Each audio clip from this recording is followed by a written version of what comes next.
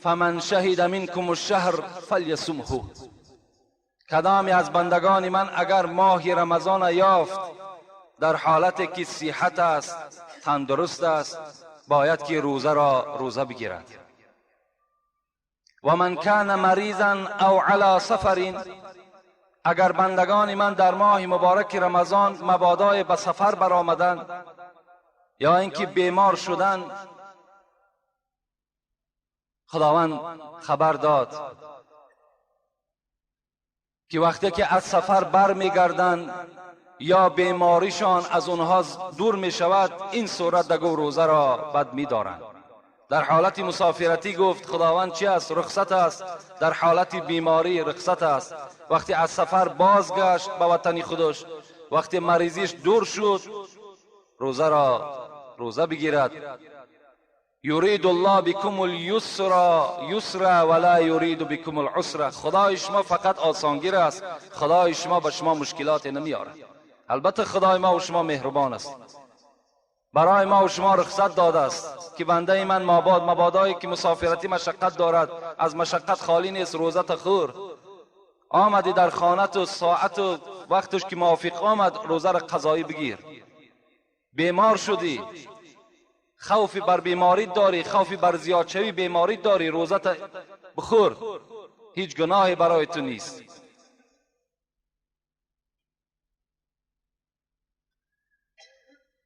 عن ابن عمر رضی الله تعالی عنه قال بني الاسلام على 5.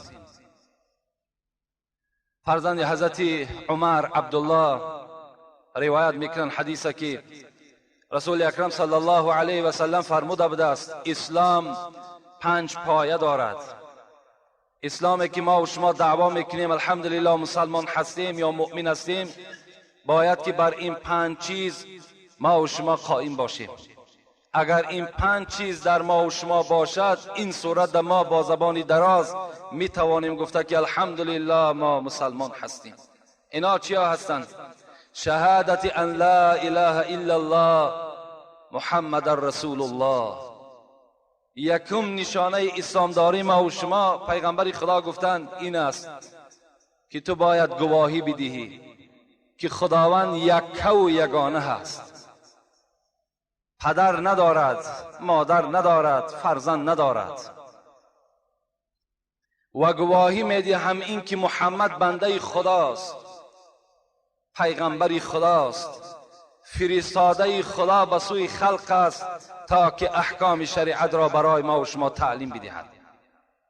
این یکم وظیفه هر یک فرد مسلمان است که باید در بیچگونگی و بیمثلی و بیمانندی و به اولاد و به اجدادی خداوند شاهدی دهد، به این تسلیم باشد و بعداً بر پیغمبر ما و شما محمد صلی الله علیه و سلم هم شاهدی دهد که پیغمبری بر حق است. دوم، پیغمبر خدا گفتند اقام الصلات. دوم دعوایی که مسلمان میکند و دوم وظیفه‌ای که مسلمان در پیش خود دارد این است که باید 5 وقت نماز خوانده شود.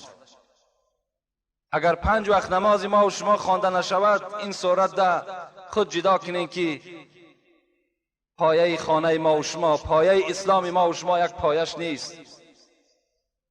خاندانی که پایه نداشته باشد او خراب می شود. اون خانه به پایه ایستاده نمیتواند. رسول الله میگوید من حافظ علیها کان له نورا و برهانا و نجاتا یوم القیامه. کسی که اگر در دنیا نماز میخواند، این نماز برای او حجت است، برای او دلیل است، برای او برهان است در روز قیامت از آتش دوزخ. وای حجت چه نشان میدهد که من الحمدلله مسلمان هستم، مرحمت حجت من. و من لم یحافظ علیها، در دوام گفتم پیغمبر اگر مبادای که مسلمانی که نام مسلمانی و مؤمنی داشت و لکن نماز نمیخوان، وای چی گفت؟ پیغمبر خدا گفت، وای گفت همراه فرعون، حامان، قارون، ابی ابن خلف است. روز قیامت این در زیر بیرق همین طغیانگران، همین دشمنانی پیغمبر و دشمنان کتاب خدا در زیر اینها صف میکشند، کسانی که در دنیا نماز نمیخوانند. و سیوم نشانه اسلام ما و شما ایتاء الزکات. کدام شما اگر مالدار باشین، دولتدار باشین، خدا باز دولت شما را باز زیاده کند، لکن از دولتتان حق خدا را جدا کنید، زکات مال جدا کنید. بر یک برادر خودت، بر یک خواهر خودت، بر همسایه خودت، بر رفیق خودت، بر مسجد خودتان، بر یک طالب علم برده اینا چکار کن؟ تسلیم کن. این سیوم نشانه و سیوم وظیفه هر یک فرد مسلمان است.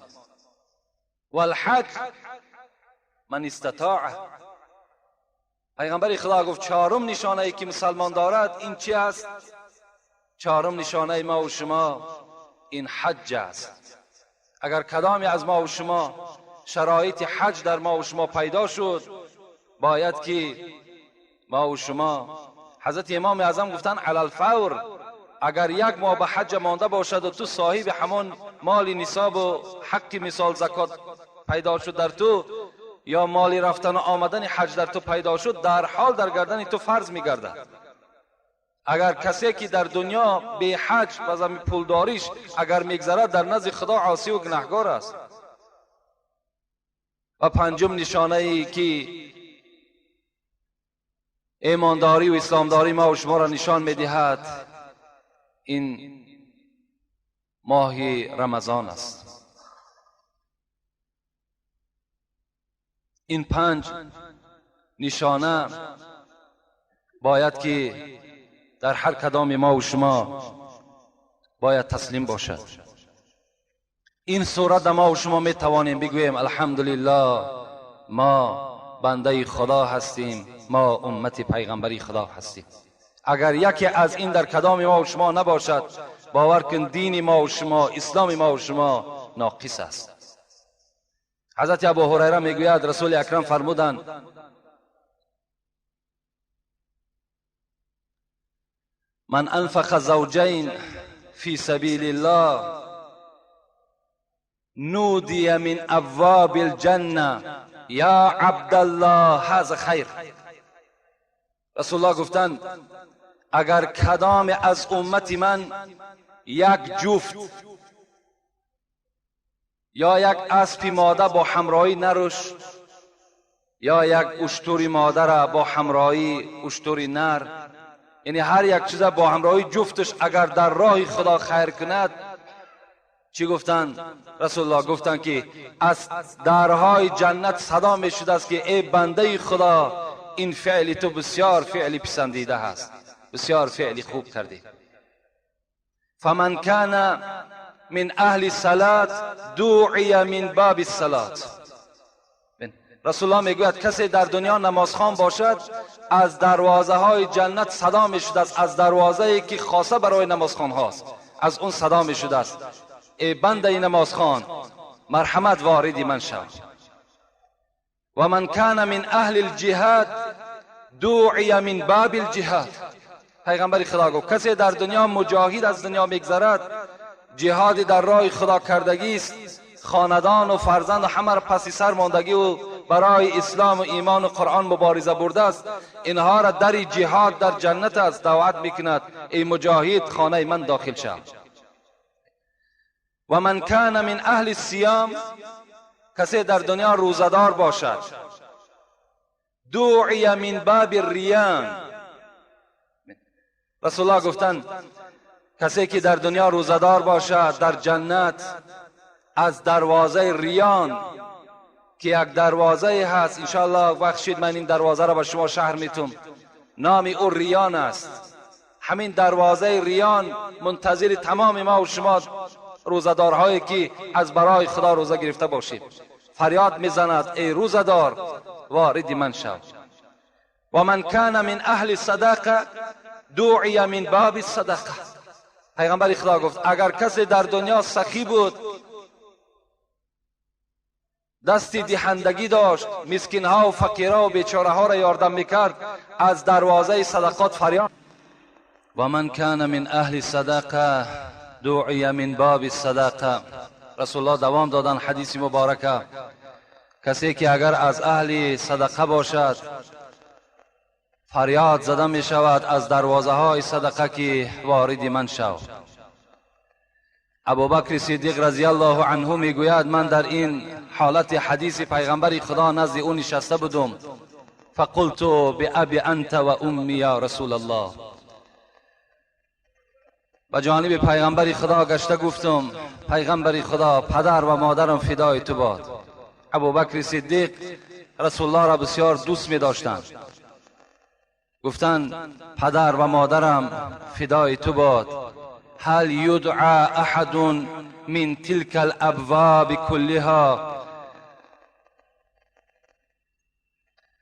رسول الله گفتم آیا شخص یافت می شود که از تمام دروازه های جنت اون شخص را فریاد کرده شود، مثل که از دروازه نماز، از دروازه جهاد، از دروازه روزه، از تمام دروازه ها اون کس فریاد زده شود که وارد من شو؟ آیا این چنین امت داری؟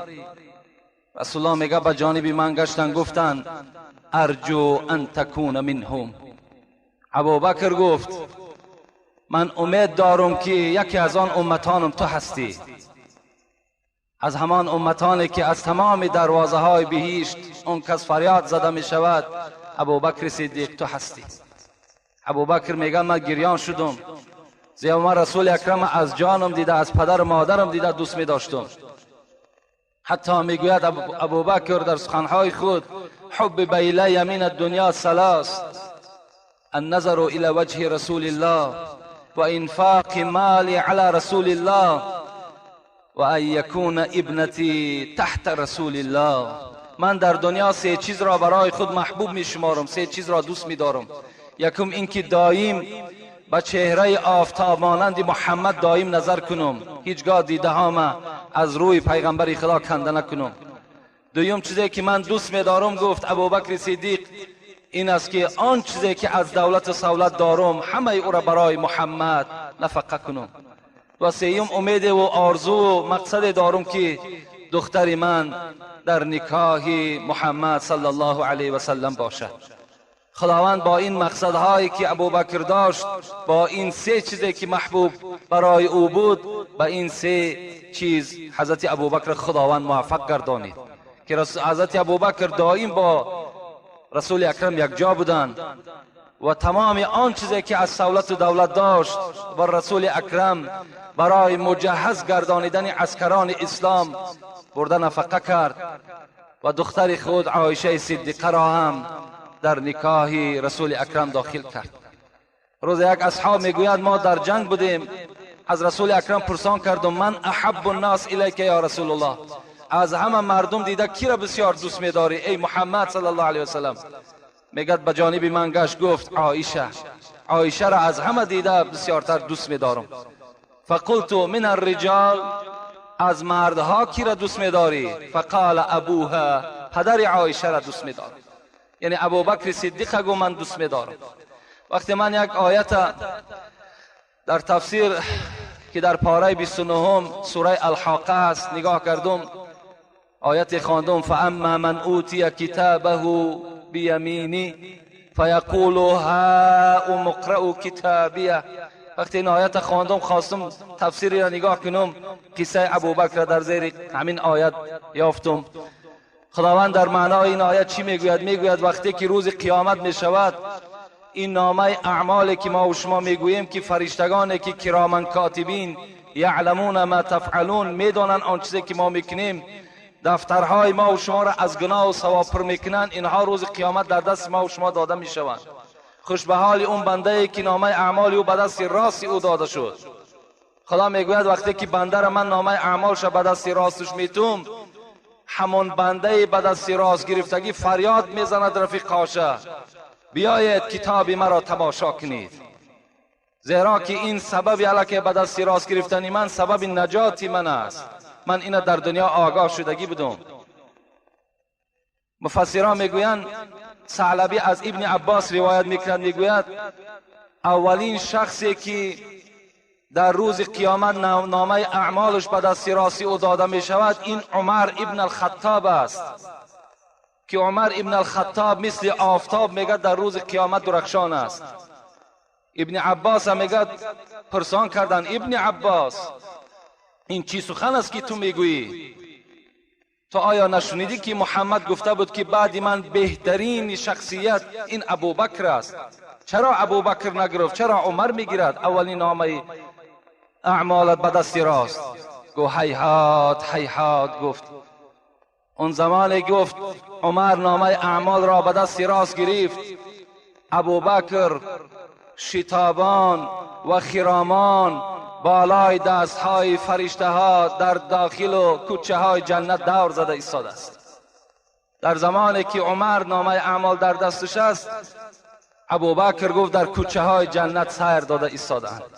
او را گفتن به یک حساب آسان و شتابان وارد جنت کردند. این همون ابوبکر هست که رسول الله گفت امید دارم ای ابوبکر که یکی از همون نفرهایی که از تمام درهای جنت فریاد زده می شوی تو هستی. وقتی همین ابوبکر صدیق بیمار شد میگوید عایشه صدیقه میگه من نزدش بودم و گفتم پدر جان اگر علاج باشد یگان طبیب را حاضر کنیم. میگه به جانب من گشت گفت عایشه گفت من بر طبیب خودم مراجعت کردم. عایشه نفهمید که این طبیب همون طبیب اساسی است. پرسان کردم پدر طبیب چی گفت؟ ابوبکر میگه گشته گفت انا فعال لما یرید. طبیب من گفت آنچه را که من بخواهم ابوبکر همون میشود، دیگر احتیاج به سوی طبیب ندارم. عایشه میگه من حس کردم که این لحظه های آخری پدرم هست و از اون میگه پرسان کردم پدر وقتی از دنیا میگذری تو در خلافت هستی، تو پادشاه هستی، آیا کفن تو را از چی چیز تیار کنیم؟ میگه ابوبکر به سوی من گشت گفت لباس هایی که در بدن من هست دیدی عایشه، با همین لباس ها گفت مرا وارد قبر کنیم. زیرا که این لباس ها گفت عایشه گفت لباسی هست که من از دنبال پیغمبر خدا با این لباس ها نماز خواندگی هستم. این لباس ها هم مثل من گفت عبادت میکردن، گفت اینا هم جمال پیغمبر خدا را گفت دیدگی هستند. از آن لباس نوی که مرا گفت کفن میکنید اون لباس حساب مرده هست، این لباس کهنه هم باشد زنده است. گفت از این خاطر مرا بر همین لباس کهنه خودم گفت لباس های دریدگی خودم گفت وارد قبر کنید. خوش به حال ابوبکر که یکی از نفرهای هست که از تمام دروازه های جنت او را فریاد میزنند. اگر ما و شما هم تنگ زننده این عمل باشیم، خداوند قدرت دارد که ما و شما هم بچه را من کنین. بچه ها توجه کنین، چیاب نیست، بیمار هستند. خداوند به همه چیز قادر است. اینا کسانی هستند که ما و شما باید عبرت بگیریم. خداوند می تواند بنده را هر گونه بیافرد. خدا قدرت دارد که از نعمت عقل ما و شما را دور کند. وقتی ما و شما به قدر نعمت خدا اگر نرسیم،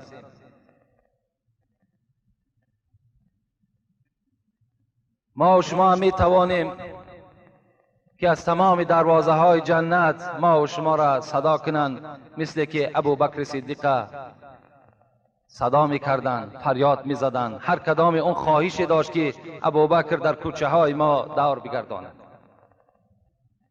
حضرت ابو هریره میگوید نزد رسول اکرم بودم، زمان میگد یک اعرابی آمد نزد رسول اکرم و پرسان کرد یا رسول الله دلنی علی عمل اذا عملته دخلت الجنه. اعرابی بودند، یک کوچمنچه بودند، یک بیابانی بودند، از کوهسار فرآمده بودند. گفتم پیغمبر خدا چی می شود که مرا بر یک عمل دلالت کنی که اگر وقتی من چنگ زننده همون عمل باشم چیکار کنم داخل جنت شوم؟ رسول الله گفتند تعبد الله ولا تشرک به شیئا. اولا بنده خدا، مادامی که تو اگر داخل جنت برای خودت بخوای اختیار کنی چیکار کن؟ باید که تو عبادت خدا را کنی و به خدا شریک نیاری چیزی را. خدا را یکه و یگانه بدانی. خدا را یکه و یگانه بدان. یا اولین وظیفه که تو داری ای بنده خدا این است که در ذات خدا کسی را شریک نیار. مثل که امروز دین نصرانی ها دعوا دارند که عیسی فرزند خداست و این تبلیغ های اونها به این مکان خانه های ما و شما آمده رسید. در خانه بعضی از مردها داخل شدیم، انجیل عیسی در خانه او است. از کجا پیدا شد؟ ما را در یک بیمارخانه طبابت کردند و این کتاب برای ما دادند. به هر گونه ما و شما را تبلیغ میکنند و اساس عقیده اینا این است که عیسی بچه خداست. ببین خدا چی میگه؟ شتمنی ابن آدم، فرزند آدم مرا دشنام داد. چگونه دشنام داد؟ خداوند آگاه کرده ایستاده است. فرزند آدم مرا دشنام داد. فاما شتمه ایای فقوله لی ولد فسبحان ان اتخذ صاحبة او ولده. فرزند آدم اگو معنای دشمانش همین است که میگوید که من فرزند دارم. فسبحانی، قسم به عظمتی که من پدر ندارم، مادر ندارم، فرزند ندارم.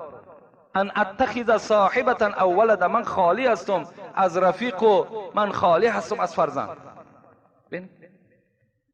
وقتی انسانی که یک شخصیت یک مخلوق در ذات خدا شریک میکند، خدا میگوید این معنای او را دارد که برای دشنام داده ایستاده است. همین عیسی که امروز مردم نصرانی دعوا میکنن فرزند خدا، سوره مریم شما نظر کنید در قرآن. همین عیسی وقتی تولد میشود، وقتی تولد میشود به پدر، صاحب چهار کتاب میگوید به پدر فرزند پیدا او کند، طفل را در مهد گویا او کند. اون خدای ما و شما قدرت دارد آخی. و من اراد ان یخلق شیئا فیقول کن فیکون. ببین این قدرت خداست. دو حرف کاف و نون. این خدایی که وقتی این قدرت داشته باشد که با یک حرف کاف و نون دنیا را پیدا کند، چیزی بخواد پیدا میکند، برای فرزند چه حاجت است دیگر؟ همین عیسی وقتی تولد شد با مادرش خداوند سفارش داد 3 روز تو روزه داری، 3 روز گپ نمیزنی. اگر قوم پرسان کنند این فرزند از کجا آمد، همین فرزند از داخل گهواره گپ میزند. این معجزه الهی بود. قصه قرآنی است، این یگان حکایه و افسانه نیست. وقتی اون قوم آمد از مریم پرسان کردند مریم این فرزند از کجا آمد، میگه حضرت مریم اشاره به سوی عیسی کرد، در گهواره بود. اون کس گفت تکلم میکند، اون کس سخن میگوید. اونا گفتند ما را مسخره میکنی؟ کودک از داخل گهواره گپ میزند. حضرت عیسی صدای بلند برآوردن، اولین سخنی گفتند چی گفتند؟ اینی عبدالله اتانی الکتاب و جعلنی نبیا. سخن قرآن است. ای بنی اسرائیل، من بنده خدا هستم. اینی عبدالله، من بنده خدا هستم. اتانی الکتاب، خدا بر من کتاب داد، این انجیل است. و جعلنی نبیا، مرا پیغمبر گردانید. این سخن حضرت عیسی است. و این الله ربی و ربکم فاعبدوه هذا صراط مستقیم. این سخن عیسی است در قرآن در دوام همین آیات. بدرستی این که خدایی که دنیا در دست اوست، وای پروردگار من است، پروردگار شما هست، همین است راهی راست. و ما و شما دلالت دارد. این سخنان حضرت عیسی است که امروز اینا را دین نصرانی قبول نمیکند. و اذ قال عیسی ابن مریم یا بنی اسرائیل اینی رسول الله الیکم، سوره صف. وقتی حضرت عیسی میگه در بین بنی اسرائیل برآمد، چی گفت؟ ای بنی اسرائیل گفت اینی رسول الله الیکم، من پیغمبر شما هستم. در دوام آیه چی گفت؟ مصدقا لما بین یدی من التورات و مبشرا بالرسول یأتی من بعد اسمه احمد فلما جاءهم بالبينات قالوا هذا سحر مبين. حضرت عیسی وقتی گفت ای بنی اسرائیل گفت تا امروز ما تصدیق کننده تورات موسی بودیم، امروز انجیل آمد، چنگ به انجیل بزنین. لیکن من شما را به یک پیغمبری که از بعد من می آید بشارت می دهم که نام او احمد است، شما با او پیروی کنید. این قوم بنی اسرائیل چی گفتن؟ عیسی هم گفت سحرگر است، محمد چند سحرگر است گفت، این تصدیق نکردن. اینا سخنهای حضرت عیسی هستند. از این خاطر ما و شما این اسلامی که خیلی و خیلی با یک مشکلات های به دست ما و شما آمده است، بیاین کاری کنیم که اینا به یک مال اندکی که خواه یک ماه و خواه یک ساله خوراک ما و شما می شود این را نفروشیم. مولوی رومی از درد دل خدا رحمت و مغفرت کند میگوید شمع حق را ایف کنی تو ای عجوز، هم تو سوزی هم سرت ای گنده پوز. شمع حق را ایف کنی تو ای عجوز، هم تو سوزی هم سرت ای گنده پوز. این شمع الهی را، این نور اسلام ای انسانی به عقل به فهم، وقتی که تو مبارزه با این میبری هم خود میسوزی و هم سر و اندام تو میسوزد. کی شود دریا ز پوزی سگ نجس، کی شود خورشید ازیفی منتمس. حضرت میگوید اسلام به منزله دریا هست. اگر در یک دریا یک آبی دهنی سگ بزند آیا دریا ناپاک می شود؟ نه، ناپاک نمی شود.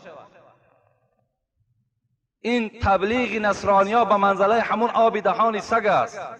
اگرچه در اسلام ما و شما از هر جانب قب میزنند میگزند، لکن اسلام دینی هست که این خدا خود وعده کردگی است تا قیامت چرا این خاموش نمی شود. در دوام مولوی گفتن هر کی با شمع خدا سازد پفو، شمع کی میرد بسوزد پوز او. هر کی با این شمع خدا اگر پفو میکند، میخواهد نور خدا را خاموش کند، لب دهان او میسوزد، لکن چراغ سوزان میماند. ای بریده آن لب و حلق و دهان، کی کند توف سوی مه یا آسمان. توف برویش باز گردد به شکی، توف سوی گردون نیابد مسلکی. میگوید این تبلیغ اینها به منزله همون یک توفی هست که به سوی آسمان توف بکنن. آیا توف در یگان تاقچه رس میگیرد؟ آیا یگان جای میابد در آسمان؟ آسمان به منزله اسلام است. توف بر بیشک گردد برویش بیشکی. توف اون تبلیغ و اون دعوت هایی که دارن چیزی منسوخه و بیکاره که هست، البته در سر خچان میامن میزنن. از همه شما خواهش دارم، التماس داریم که بعضی کتاب ها و بعضی همون ورقه هایی که خاصه تبلیغ همین دین نصرانی است اونها را یک جانب بگذارین. اگر شما نیت نجات داشتن در نزد خدا و عزتی در دنیا و در آخرت اگر داشته باشین، شما به این سفسطه ها و دیگر به این دینی بیکاره و منسوخ شده تکیه نکنید، زیرا که نه در دنیا شما عزت میابین نه در آخرت شما قدر قیمتی دارید. و ما یبتغی غیر اسلام دینا فلن یقبل منه و هو فی الاخره من الخاسرین. خدا میگه کسی که غیر اسلام کدام دینی را آدمی که قبول کرد در دنیا، اصلا او دین از او کس قبول نمیکنم و اون کس در قیامت از جمله زیانکارها هست. حضرت عمر میگه یک روز من به پیش یک راهب، یک عبادت کننده کلیساهایی که میگیم، به پیش همون میگه گذر کردم و نزد عبادتگاه میگه ایستادم. به ناگاه میگه از داخلش بر همون پیشواشان میگه آواز پهن کردن که عمر در بیرون عبادتگاه ایستادگی است. این راهب حیرت دماند، بیرون از عبادت خانه شد. عمر میگه وقتی من این کس دیدم خیلی گریه کردم. از من میگه شریکا امرهایی که من همراه خود داشتم پرسان کردن عمر این کس کافر است، این کس مشرک است، برای چی گریه میکنی؟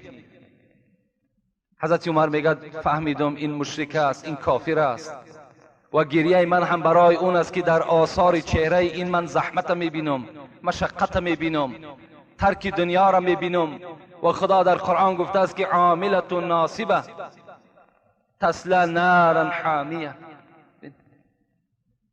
بسیاری از عمل کننده های هستند در دنیا که زحمت بسیار میکشند لکن مکافاتشان جهنم است. من برای این گریه میکنم که این بسیار ریاضت میکشد، عذاب میکشد، لکن عاقبت چیکار میکند؟ باز جهنم در داخل میشود.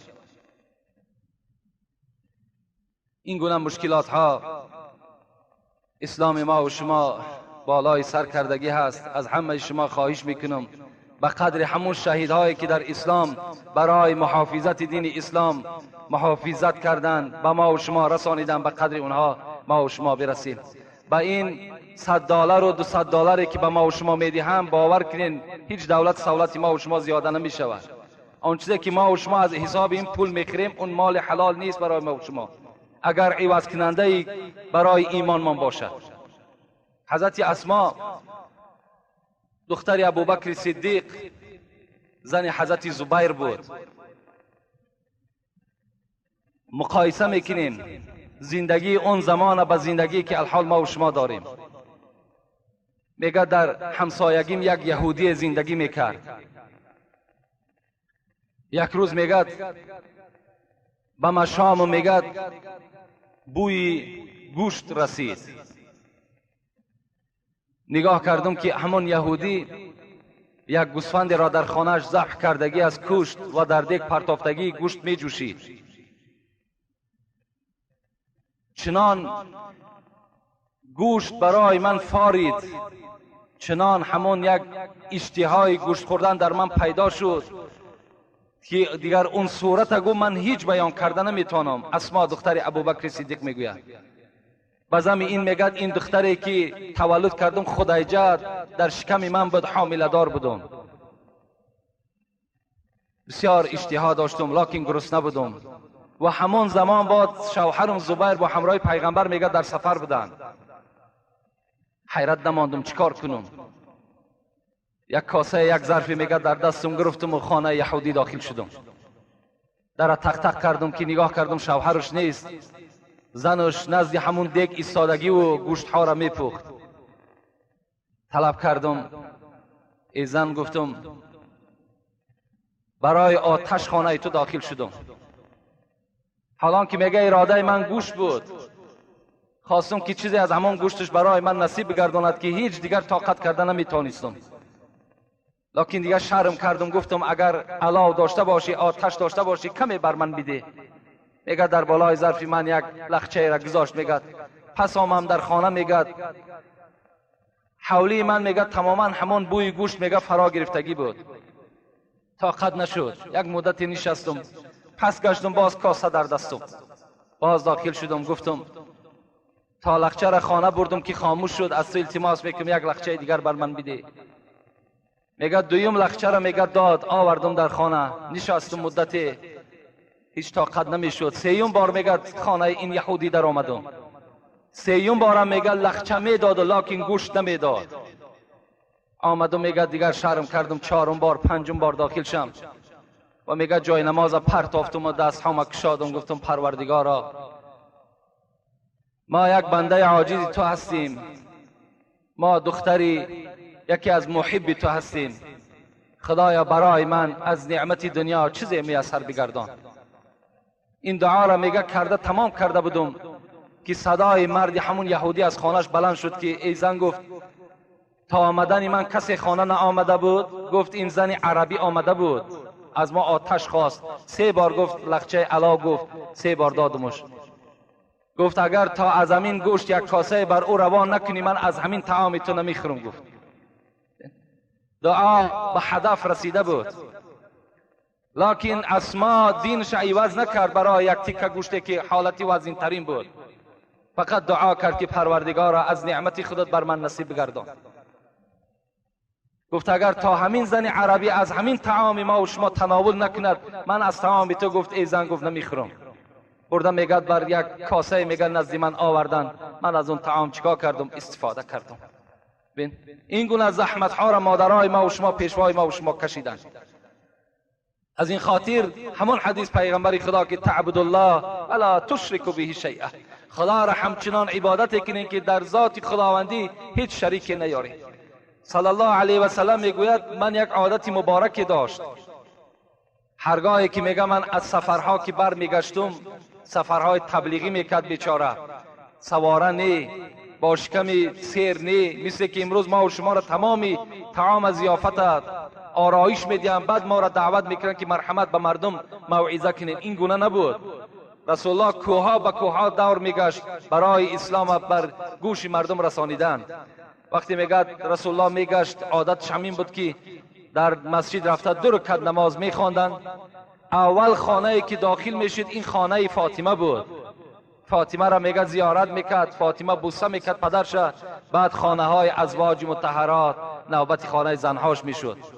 بار میگه همین رسول اکرم از سفر دور و دراز تبلیغ میگه برگشت، آمد میگه خانه فاطمه در آمد. فاطمه میگه با مجردی که میگه دیدم رسول اکرم، دیگر آب چشم میگه داشته نتانستم. میگه از من پرسید فاطمه گریه برای چی میکنی؟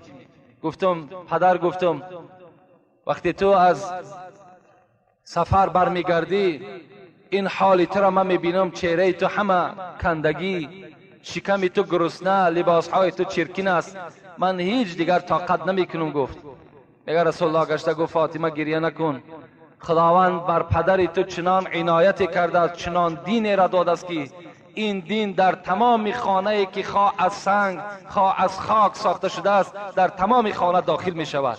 خواه اون خاندان خار می سازد، خواه اون خاندان درجه شد در قیامت بلند می کند. این همچنان دینی هست که دنیا را فرا می گیرد. گفت فاطمه گفت تو برای این عذاب و این شکنجه و مهنتی من گفت تو گریه نکن. پیشوای ما و شما اینقدر مشقت ها کشیدند. در دوام حدیث پیغمبر خدا چی گفتند؟ این اعرابی که برای تعلیم آمده بود گفت تقیم الصلاة المکتوبه، بعد از آنی که شریک به خدا نیاوردی 5 وقت نماز ادا کن، و تعدی زکات المفروضه، اگر مال داشته باشی از مالت زکات بده، و تصوم رمضان، اگر ماه رمضان آمد از ماه رمضان روزه بگیر. فلما ولا، وقتی میگه این مرد پشت گرداند و وظیفه های خودش قبول کرد و از مسجد بیرون شد، رسول الله گفت من سره ان ینظر الی رجل من اهل الجنه فلینظر الی هذا، کسی اگر بخواهد که مرد اهل جنت را نظارت کند، مردک جنتی را ببیند، نظر بر همین مرد کنید، همین از اهل جنت است. یعنی مقصد پیغمبر خدا کسی که همین عملهایی که من گفتم اگر چنگ زننده این عمل باشد، اون کس البته وارد جنت می شود. خوش به حال همه ما و شما که به یکی از نعمتهایی که الحال ما و شما این روزها را گذرانیده ایستاده ایم، این ماه مبارک رمضان است. حضرت موسی میگه وقتی مناجاتش تمام کرد، خداوند به سوی میگه گشته گفت، موسی گفت من بر امت محمد 2 نور میتم. این 2 نور گفت برای 2 تاریکی بر این امت لازم می شود. پرسان کردم من نوران، این 2 نور چی هست ای خداوند؟ گفت نور القرآن و نور رمضان، نور قرآن شان میتم و نور رمضان شان میتم. و ما ظلمتان، گفتم اون 2 تاریکی که این 2 نور بزید این 2 تاریکی مبارزه میبرد، اینها کدام است؟ خداوند میگه گفتن که ظلمت القبر و ظلمت یوم القیامه. این نور قرآن و نور رمضان تاریکی قبر و تاریکی روز قیامت را بر این امت آسان میگرداند و روشن میکند. و آخر دعوانا ان الحمد لله رب العالمین. پروردگارا از ثواب و فضیلت این موعظه کرده شده در نامه اعمال اهل این بندگان کتابت بفرمایی، و خدایا در دل ما محبت خودت را، پیغمبرت را، ایمان اسلامت را زیاده بگردانی، و خدایا تمام این بندگانی که با یک مراد و با یک مطلوب و با یک مقصودی که به این خانه تو آمدند و مهمان تو هستند، خدایا اینها را ناامید از خانه خود بر نگردانی، و برادرانی که در اینجا خیر احسان ها کردند، خدای خیر احسان هاشون به درگاهت مقبول بگردانی و مرادهاشون خدای حاصل بسازی. و برادرمان بابای ایشان باترخان و اکای جورخان مولانا صاحب، اینها اکای رحمتی استاد اسلام، از جانب اینها یک خیر صدقه برای آبادی همین مسجد که الحال یک نیتی داریم در همین پهلوی مسجد یک بنای دیگر یعنی بسازیم، یک یاردم کلانی کرد برادرمان اکایشان. خداوند این ثواب و ثمره را در نامه اعمالش کتابت کند و خدا عمر دراز و تنی صحت و فرزنداش خدا از کلی آفتهای زمینی و آسمانی نگه بدارد. آمین و رب العالمین. کدام برادرای باشد اگر همینجا یک نیت کردیم، این مجبوری نیست، انشاءالله خداوند کاری خودش است بودش میکند.